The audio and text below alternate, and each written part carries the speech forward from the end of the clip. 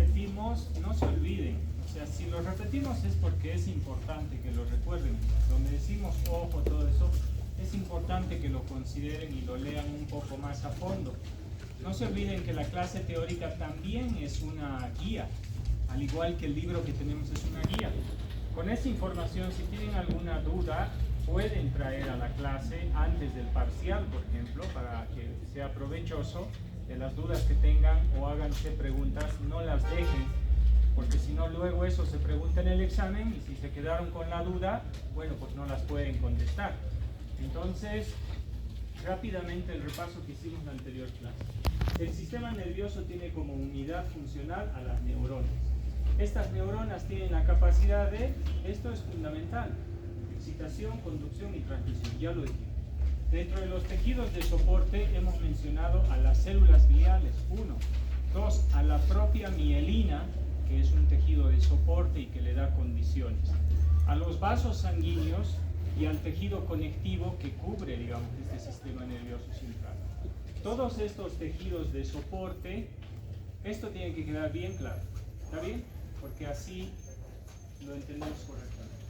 Este tejido de soporte, todos los tejidos de soporte o los que están alrededor de las unidades funcionales del sistema nervioso, ojo, brindan las condiciones necesarias para el funcionamiento de la neurona. O sea, que te brindan las condiciones tanto en el medio intracelular como en el medio extracelular, las concentraciones adecuadas de sustancias, de moléculas, de todo lo que influye en el funcionamiento. ¿Me dejo entender, verdad? Al igual que en cualquier lugar del organismo, el tejido que baña a las células, el intersticio, cumple con funciones determinadas para mantener un equilibrio. Entonces, de ese equilibrio dependerá el funcionamiento de esto. Todas las estructuras de soporte que se mencionan, bueno, tienen esa función. Y es en ese sentido que esto se va a poder cumplir a cabalidad. ¿Está bien? Perfecto. Dentro de esta habíamos mencionado dos de las células más importantes. No se olviden, una célula de defensa era la microglía, que es como un macrófago, ¿verdad? Que está en el lugar. Bien. Y el oligodendrocito, ¿qué función cumplía? La formación de la vaina de mielina. Bien, solo una va a aprobar el examen. ¿No? El oligodendrocito cumplía la función de formación de la vaina de mielina. Bien. Entonces, ¿en qué lugar? ¿En el periférico o en el central? Listo. ¿Y en el periférico quién construía la vaina de mielina? Las células de Schwann. Bien, ya hay como que 6 que van a aprobar el examen.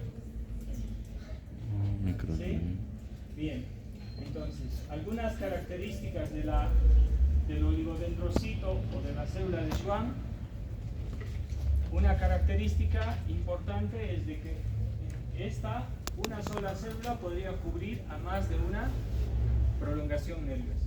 En cambio, la célula de Schwann, solo una va a producir vaina de mielina y otra es otra célula, así son células independientes que forman. ¿Está bien? Muy bien. ¿Cuál es la función de la vaina de mielina? ¿Quiénes van a aprobar el examen?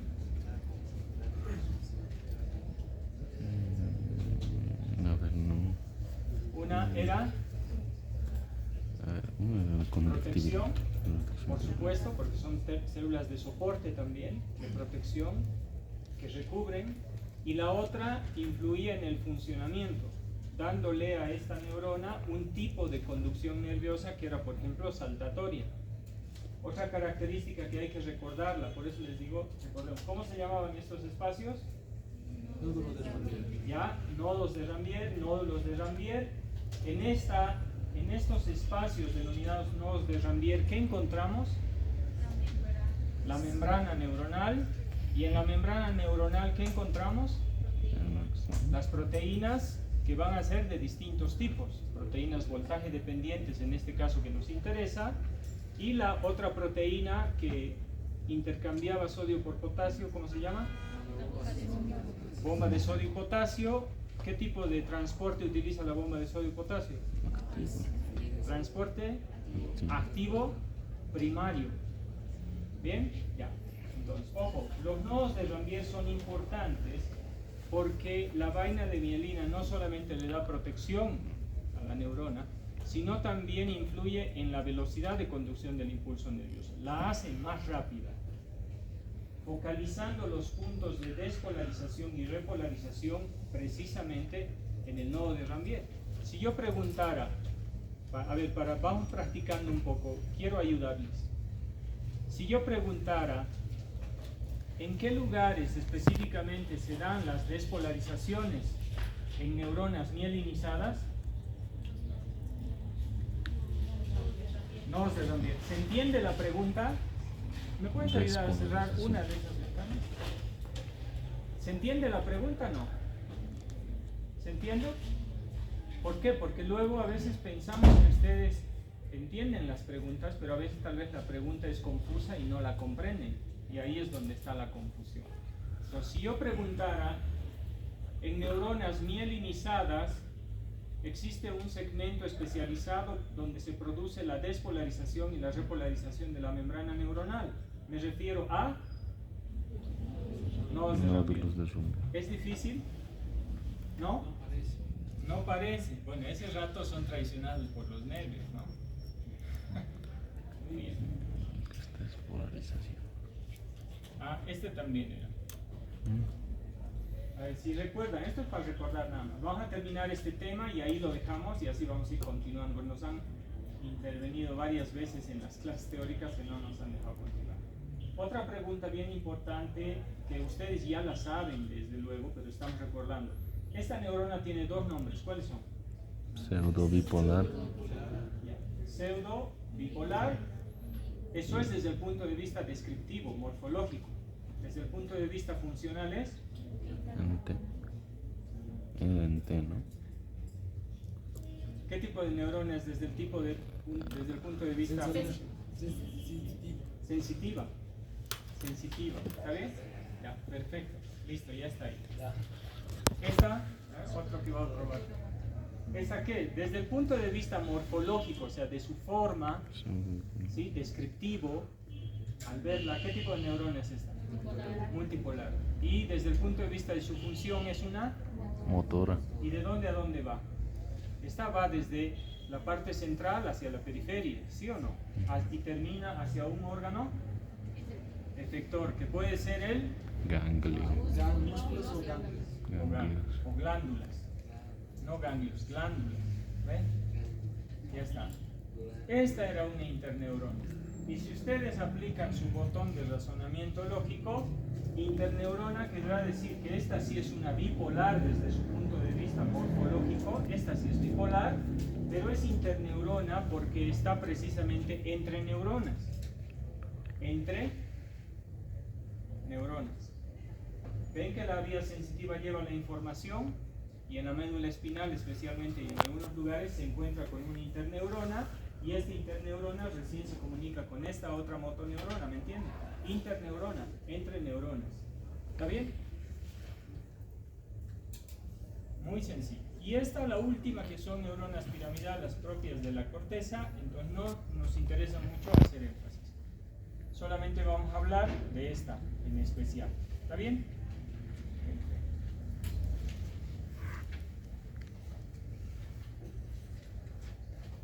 Ahora, no se olviden que por supuesto necesitamos conocer qué receptores hay, porque también es importante conocer.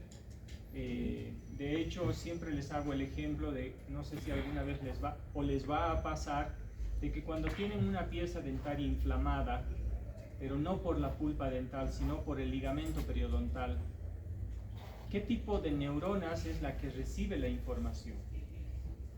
¿Sí? Son neuronas con terminaciones nerviosas que se denominan propioceptores. Esa es la razón, mecanorreceptores también. Esa es la razón por la que les decía, en algún momento les dije, si te pongo un grano de azúcar en los dientes, ¿sientes? ¿Y por qué? Entonces, esto vamos a ver ahora. Luego, vamos a ver la conducción del impulso nervioso, porque ustedes van a bloquear eso. No se duerman. ¿Bien? la conducción, la transmisión, tenemos la percepción, integración, la modulación del dolor y hay una respuesta. No todos los estímulos que llevan a la corteza tienen que tener una respuesta porque si no colapsaríamos, ¿sí? Entonces el sistema nervioso ha ido aprendiendo a discriminar qué tipo de información es importante y relevante para poder dar respuestas. Evidentemente en las patologías eso se modifica mucho, ¿está bien? Y ahí va a generar una respuesta, por supuesto, ¿no? Entonces, nosotros tenemos receptores en todo nuestro cuerpo y los que están relacionados a órganos se llaman visceroceptores, a órganos viscerales, como por ejemplo el estómago, el corazón, el intestino, por los más, la vesícula biliar, el páncreas, ¿sí? Entonces tenemos interoceptores y exteroceptores, y dentro de los interoceptores tenemos a los visceroceptores también. Entonces sepan que hay una gran cantidad de receptores especializados para recibir estímulos. Y un estímulo puede ser de dos tipos, químicos y físicos. Por ejemplo, la luz que recibimos es físico, ¿sí o no? Es un espectro, ¿no es cierto? Dentro de una gama de colores nosotros podemos distinguir una pequeña cantidad. Eso la llevan en el prefa, ¿verdad? ¿Sí o no? Cuando llevan microscopio, laguna de 2 años, digan ustedes, el prefa y primer año. Bien, ¿no se acuerdan de eso? Nosotros podemos percibir algo, entonces físico. Cuando hablamos de dolor, por ejemplo, yo les quiero hacer el ejemplo siempre relacionado a la especialidad, que primero es odontología, es una parte de la medicina como especialidad, y después tiene otras especialidades adicionalmente. Pero yo les digo, si tú le pones en una caries dulce, ¿duele o no duele? Claro que duele, ¿sí o no? ¿Verdad? ¿A quién no le ha dolido por eso?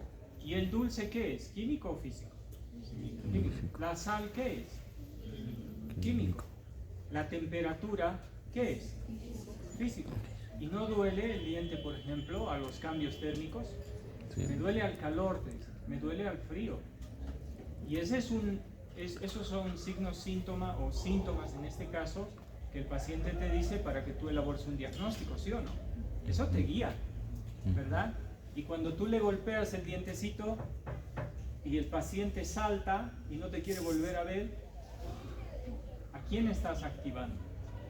A los propioceptores, mecanorreceptores del ligamento periodontal. Entonces, el estímulo que va a generar en este caso el dolor sobre lo cual la medicina trabaja y hoy en día hace que la terapia del dolor y el dolor en sí sea una especialidad dentro de la medicina, ¿sí? Hace de que ustedes valoren mucho o siempre estén sobre ese aspecto que van a desarrollar. Entonces, los estímulos pueden ser físicos, químicos. Físicos, cambios de temperatura especialmente, o cualquier compuesto que pueda generar electricidad, ¿sí? Y químicos, cualquier sustancia química que pueda generar. Entonces, dentro de los mecanorreceptores, ¿qué dicen? Miden la compresión y el estiramiento mecánico de los receptores en los tejidos continuos. Ustedes saben que dentro del diente, en la dentina, tenemos un tubito, ¿no es cierto? ¿Cómo se llama? Túbulo dentinario. En ese túbulo dentinario, ¿qué encontramos? El proceso odontoblástico, que es una prolongación citoplásmica del odontoblasto, ¿sí o no? ¿Verdad? Y cuando esta fibra, o denominada también fibrilla de Thomes, ¿verdad? Bien. Esta fibrilla, cuando tú le pones calor, frío, o el aire seco, ¿sí?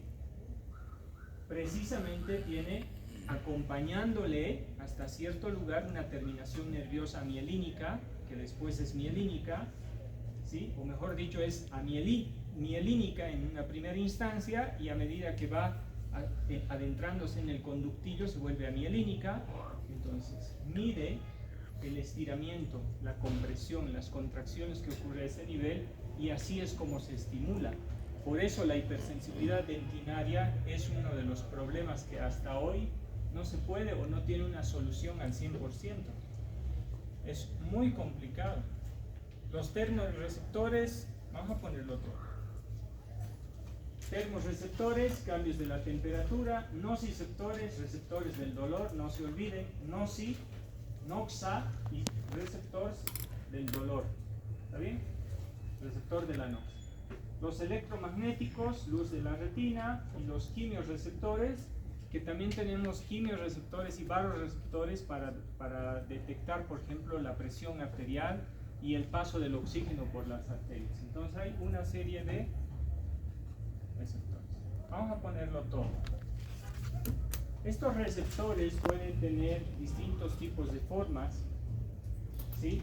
Según su función, ¿sí? Ya que están especializadas. Estas terminaciones nerviosas libres, fibras sensitivas, que se llaman también nociceptores. Estas, ¿qué creen que sean? Esta plaquita de acá, ¿cómo la notan ustedes? ¿Qué creen que es?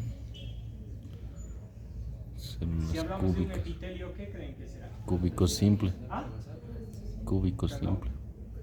Ah, no. ¿Qué parte del epitelio? La membrana basal. Y luego vienen las capas. ¿Está bien? Estos se llaman discos de Merkel. Los discos de Merkel, que en la encía también, en la parte práctica vamos a ver eso, yo les voy a explicar. Los discos de Merkel, en sus encías, por ejemplo, en la mucosa, están en la membrana basal, ¿sí?, del epitelio. Si este fuera encía, esta es la membrana basal y aquí está el tejido conectivo, o sea, la lámina propia. Por lo tanto, los discos de Merkel están acá y son receptores de la presión superficial y la presión profunda. Es por eso que cuando tocas, tú sientes eso. ¿Está bien? Sensibilidad de tacto que tienes. Entonces se los denomina discos de Merkel. Fíjense este otro que es distinto, los corpúsculos de Ruffini. Los corpúsculos de Ruffini son del calor o del frío. Ya, no todo les voy a dar, ¿está bien? Ojo con esto, ¿está bien? Corpúsculos de Ruffini, calor, frío o presión. Pregunta. Los corpúsculos de Krauss, frío, calor o presión. Corpúsculos de Batter-Pasini, calor, frío o presión. Ojo, tienen que averiguar eso. Y este es el órgano tendinoso de Golgi. Y acá también tenemos el uso neuromuscular. Esto lo vamos a ver cuando estemos entrando a músculo. Ese órgano tendinoso de Golgi se encuentra en los extremos, precisamente en los tendones que unen los músculos con la inserción en la estructura esqueletal y determina la longitud del músculo. Es muy importante determinar o conocer la longitud muscular porque ustedes van a trabajar sobre músculos y van a devolver piezas dentarias sobre longitudes musculares que tienen que tener una idea de respetar esa longitud.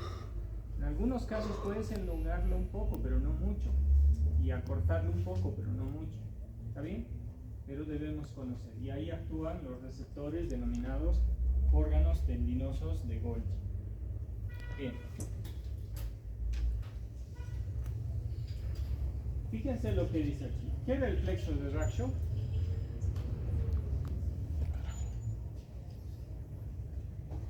A ver, si pasan conmigo a cualquiera, de hecho tal vez yo mañana voy a venir con los de la mañana, esta semana, vale puntos si responden. Igual los de la mañana. Me va a tocar reemplazarle al doctor unos días, entonces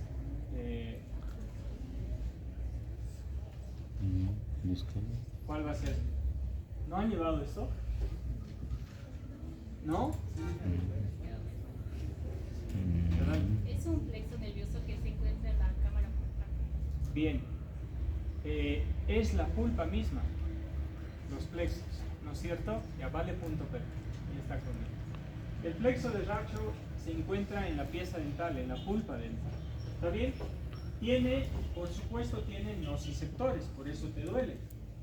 contiene tanto terminaciones del tipo A delta. Después vamos a ver que las fibras nerviosas se clasifican en A, B y C, dependiendo si son su velocidad de conducción y el grosor de la fibra. Esto lo vamos a ver luego, ¿está bien? Pero la pulpa dental, ¿qué tipo de fibras tiene?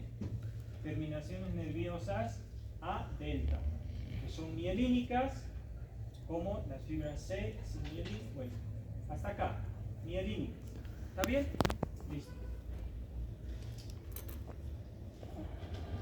Bien, la pulpa dental tiene todo eso, y los mecanorreceptores del ligamento periodontal son los del tipo ASA 1, 2, aferentes. Bueno, el punto es el siguiente. Esta neurona que decíamos que está relacionada con la cámara pulpar de la pulpa dental y el ligamento periodontal son las dos razones por las que duele demasiado, y es un dolor comparado con otros que son muy fuertes, como el infarto que dicen experimentan las damas en una etapa de la vida, que es inclusive peor. ¿Por qué? Porque entendemos de que el lugar donde se encuentran cuando ocurre inflamación, y entiéndase inflamación, liberación de líquido, ese líquido termina presionando las terminaciones nerviosas, que hace que duela. En una cavidad cerrada aumentas un poquito de líquido y eso presiona contra las paredes de la cámara pulpar la terminación nerviosa, y eso lo hace doloroso. Es por esa razón que cuando a veces está con dolor el paciente y tú haces la apertura cameral, se descomprime y el paciente te puede besar la mano y decir muchas gracias porque me aliviaste el dolor, hoy voy a poder dormir, ¿sí o no? Solo sabiendo qué hacer. El punto es el siguiente, entonces es muy doloroso en esos dos segmentos, y la transmisión, o mejor dicho, la recepción del impulso nervioso se va a dar a ese nivel. Vamos a ver qué más tenemos acá, si es que no me adelanto. Tenemos la vía aferente, ya saben lo que es la neurona de primer orden. Ahí. Entonces, el ejemplo era el siguiente, que también creo que ya les había dicho. Si tú tienes una inflamación pulpar o una inflamación del ligamento periodontal, evidentemente las neuronas de primer orden cuyos somas se encuentran en el ganglio de Gasser son las que recibirán propioceptoras, lo que es la presión más leve a nivel del ligamento periodontal, mecanorreceptor también, por eso sientes el grano de azúcar, y del dolor también tiene el ligamento periodontal, y lo mismo la pulpa dental. Entonces esto se transmite y se lleva a la segunda neurona que decíamos estaba en el núcleo de terminación del trigémino en la protuberancia, y de ahí pasa la información. Bien, ¿qué es lo que pasa cuando ustedes hacen tratamientos de conducto y luego el paciente sigue sintiendo dolor? La pregunta es la siguiente: el paciente viene, y muchos pacientes van a acudir donde ustedes y les dice, ¿por qué si me han hecho tratamiento de conducto mi diente me sigue doliendo? Y la vía de entrada se comunica con el sistema nervioso central y viene una respuesta del músculo massétero que le dice que no apriete, que se relaje, y el paciente no quiere ni chocar los dientes porque se olvidan que el ligamento periodontal duele.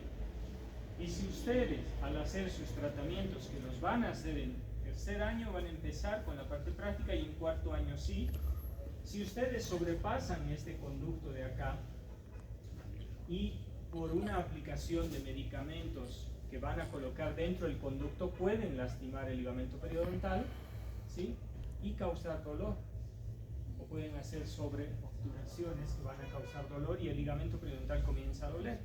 Entonces no solo la pulpa dental duele, el ligamento periodontal es una de las otras causas por las cuales los pacientes vienen y acuden, y esa es la razón por la cual ustedes los manejos en endodoncia, que lo van a llevar 2 años, tienen que tener mucho cuidado con la parte anatómica y tratar de evitar de que los gases que van a generar con esos medicamentos que van a colocar dentro de los conductos no terminen presionando terminaciones nerviosas que generen dolor. Entonces tienen que considerar eso para poder aliviar y no generar dolor. De hecho, si ustedes van a generar dolor, lo van a hacer porque es parte de la experiencia. Sí, pero es que es así. ¿Sí? Pero claro, si no, ¿cómo van a aprender? Van a hacer tratamiento de conducto y tú le dices, no se preocupe, tranquila, ya está solucionado el asunto. Al día siguiente el paciente les va a venir con peor dolor por el ligamento periodontal. No lo consideraron eso. Eso les va a pasar. Entonces ya a partir de ello van a empezar a tener más cuidado, el manejo, y a eso se llama experiencia profesional. ¿Verdad? ¿Sí o no? Bien, entonces van a ir. En la zona amarilla tenemos, fíjense, este tipo de neuronas que son quimiorreceptores, por eso tú puedes percibir en la fosa nasal esas sustancias químicas, y los conos y bastones también de el globo ocular. Ejemplos, ¿no? Todas son neuronas. Bien.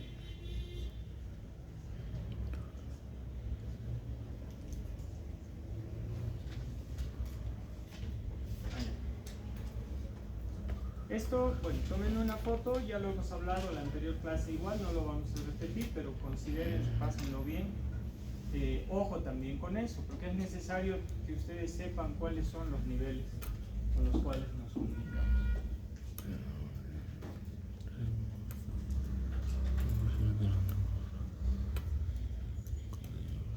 Entonces, de la recepción, luego vamos a continuar hablando de la recepción.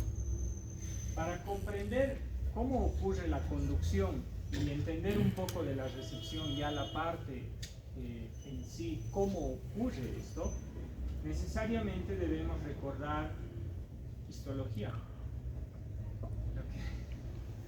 No sé por qué ustedes. Y es tan sencillo de recordar de que las células especializadas, por supuesto que tienen algunos organelos con mayor predilección dependiendo sus funciones. De hecho decíamos, ¿qué órganos tienen mayor cantidad de mitocondrias? El hígado, el músculo y el sistema nervioso.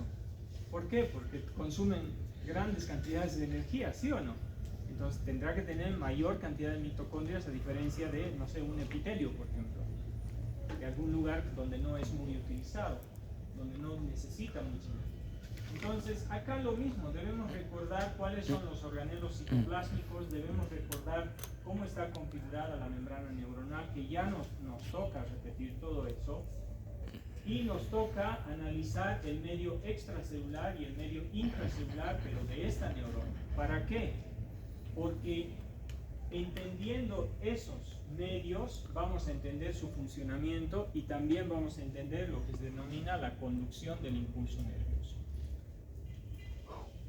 Otro aspecto que debemos considerar es, esto también está en su texto, lo vamos a explicar, el flujo axoplásmico. Dentro de la neurona obviamente hay un movimiento de sustancias y un movimiento de líquido. A eso se le denomina flujo axoplásmico. Este flujo axoplásmico estará a cargo de ¿qué organelo citoplásmico, por ejemplo? No, porque el cilio es algo que está afuera. Los microtúbulos, el citoesqueleto. Ah, eso, el citoesqueleto. Los microtúbulos y los neurofilamentos, ¿verdad que tienen complejos proteicos contráctiles que polimerizan y todo eso? Ese citoesqueleto es el que hace que se muevan los líquidos. ¿Por qué creen que acá en el retículo endoplasmático rugoso se produce algo y luego puede viajar hacia cualquier segmento, si no es gracias al citoesqueleto? ¿Está bien? Entonces a eso se denomina flujo axoplásmico. Pregunta, ¿quiénes son ¿qué organelos citoplásmicos? Ahí sí despiertan, ¿no? ¿Qué han dicho? ¿Qué ha dicho? Bien. ¿Qué organelos citoplásmicos son responsables del flujo axoplásmico? Solo ella va a probar. Ya, microtúbulos sí. Ya, y los neurofilamentos son microfilamentos. Ya, está bien, listo. Entonces deben entender que este flujo axoplásmico es en sentido anterógrado y retrógrado. Quiere decir que viaja hacia un segmento y de ahí vuelve hacia este otro segmento. ¿Por qué creen que esto está para mencionarlo y solamente de conocimiento, de comprenderlo? Yo les invito a pensar esto. Este axón, ¿cuánto creen que mide? dentro de lo más largo que pueda ser. ¿Cuánto mide? Largo. ¿Y eso cuánto es? ¿En ti cuánto mediré? 1 metro. Más. Ya 1 metro. Y un anglosajón de 2 metros va a medir más. Ah, bien. No, pero Entonces, fíjense esto. Si el cuerpo de la neurona está acá en la médula espinal, para que yo sienta el pinchazo en esta punta del dedo, ¿cuánto mide esa neurona? ¿Se dan cuenta? sí, pero tengo que Entonces, este calcular. flujo exoplásmico tiene la gran responsabilidad de que haya un flujo constante de partículas que se mueven dentro de la célula. Dentro de ellas, neurotransmisores, por ejemplo. Evidentemente, los neurotransmisores van a ser sintetizados en los botones sinápticos y todo eso, pero tiene que ocurrir un movimiento. Por eso el flujo exoplásmico en un momento ha sido estudiado. ¿Más relevante puede ser? Sí, hay en algunos aspectos, pero hasta ahí es importante. ¿Está bien? Sepan que hay un movimiento interno. ¿Y cuán complejo puede ser ese movimiento dependiendo la longitud o el largo que tiene que recorrer? ¿Está bien? Bueno, ese era un esquema que estaba ahí. Entonces es el movimiento que se va a generar. ¿Está bien? Perfecto.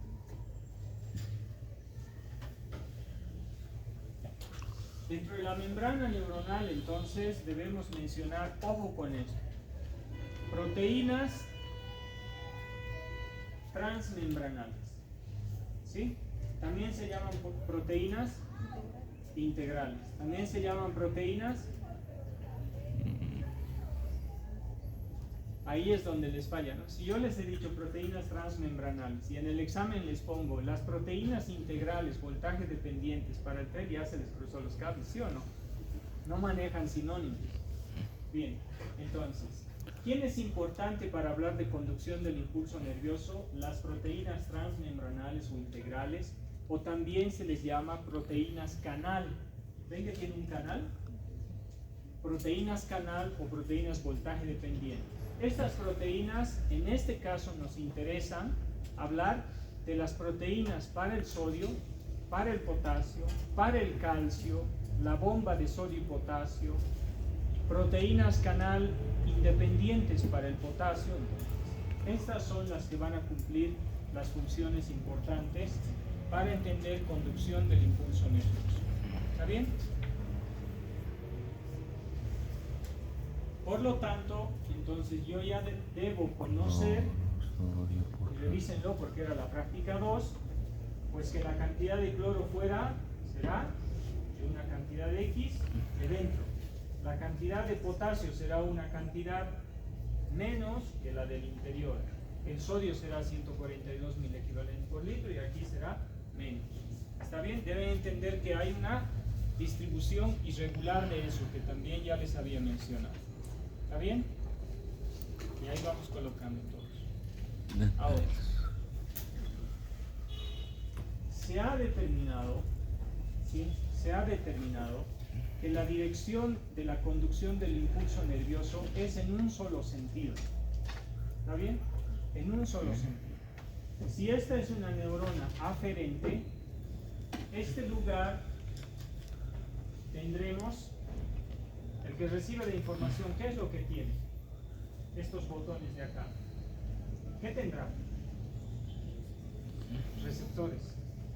¿Por qué son tan tímidos? Aquí nomás son tímidos, ¿no? Pero afuera yo les veo saltando como... Bien.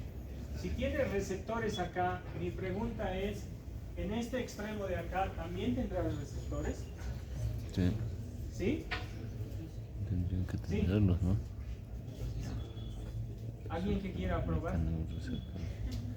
Mecanos receptores Pregunta es, también, ¿no? digamos que esta fuera del nervio trigémino, ¿está bien? Hagamos de cuenta eso, ¿está bien? ¿Este soma dónde se encuentra? En el ganglio de gases. Este se encuentra en tu incisivo central, tanto en el ligamento como en... Y también puede ser en la nariz. Ya está, por ahí. Este tiene receptores. Y estos botones de aquí, ¿qué tendrán? ¿Qué son? Es con B y S. PS, ¿no? Botones. ¿Y la S? Sensoriales. ¿Ah? Sensoriales. Ya, sinápticos, sensitivos. Sinápticos. Botones sinápticos. ¿Por qué? Porque la comunicación entre una neurona con otra es denominada sinapsis. Entonces, acá encontraremos Botones sinápticos. ¿Encontraremos neurotransmisores? No. Estos son corpúsculos de Krauss, de Meissner, de Merkel, nociceptores. Todos los receptores acá vamos a encontrar. De una fibra nerviosa obviamente no es una neurona, son miles de neuronas que terminan con distintos tipos de terminaciones nerviosas. Entonces tiene receptores. La conducción del impulso nervioso se va a dar solo en este sentido.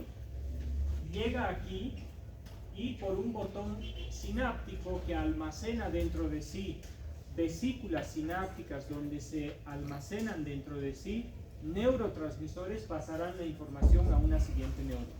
¿Está bien? ¿Se entendió? Terminemos esto. Ya estamos por terminar. Botones sinápticos. Entonces entiendan de que no puede haber, con ese ejemplo nada más, no puede haber pues una conducción del impulso nervioso o una transmisión en el otro sentido. Porque acá, ¿a quién le vas a transmitir? A nadie, ¿verdad? Entonces, recibes la información, la conduces y la transmites en este lado. Por eso los dos extremos están especializados, uno para recibir y el otro para transmitir. Sin embargo, por estudios experimentales van a encontrar, y más adelante igual lo mencionamos, de que la conducción puede ser antidrómica y ortodrómica. Entiendan bien esto porque también es importante para el examen.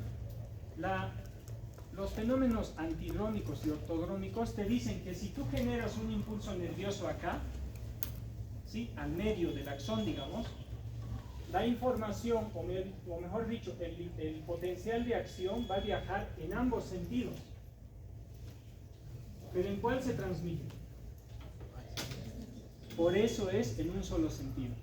No importa si tú estimulas acá al nervio, ¿sí o no? Lo puedes estimular acá.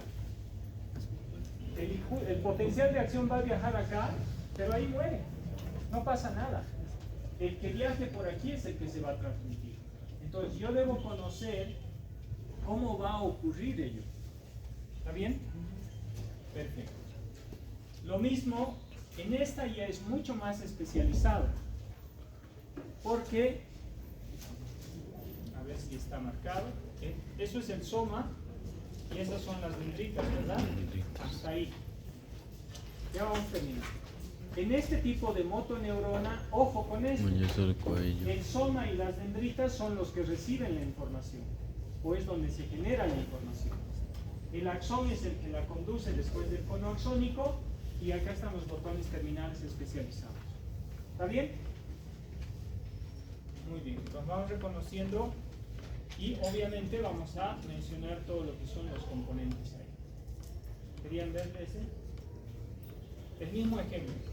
Ojo, en una neurona sensitiva es distinto y los receptores en esta motoneurona es distinto. Si yo les preguntara el lugar donde se forma o donde se produce la información en una motoneurona es el soma y las dendritas, y se conduce por el axón hasta los botones sinápticos. Ahí está. Este era el repaso. Y ya está. ¿Ven? Terminamos por hoy. Chavalito. Eran 5 también. Muy bien.